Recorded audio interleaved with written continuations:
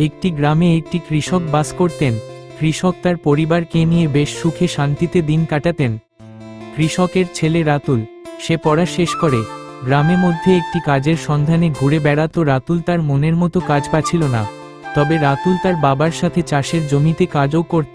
তবে রাতুলের একটা স্বপ্ন ছিল, সে জীবনে বড় কিছু করার। রাতুল তার পরিবারের সাথেও কথা বলে যে, বাবা, আমি শহরে যেতে চাই, কাজ করতে চাই, জীবনে উন্নতি করতে চাই। রাতুলের বাবা মা কিছু না বলেই রাতুলকে শহরে যাবার জন্য পারমিশন দিয়ে দেই। পরের দিন রাতুল শহরে যাবার জন্য বেরিয়ে পড়ে।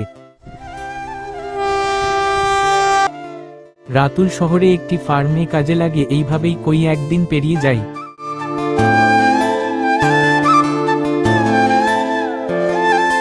রাতুল একদিন বিকাল বেলা বাজারে যায়। সেখানে গিয়ে সুন্দর এক তরুণী সাথেও দেখা। রাতুলের খুব ভালো লাগে সে তরুণীকে।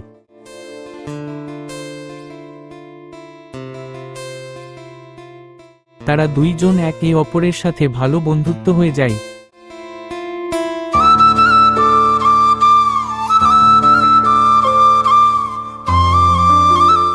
আর এদিকে রাতুল তার সেই বড় স্বপ্ন নিয়ে ভালোভাবে মনোযোগ দিয়ে কাজ করতে থাকে সেই ফার্মে।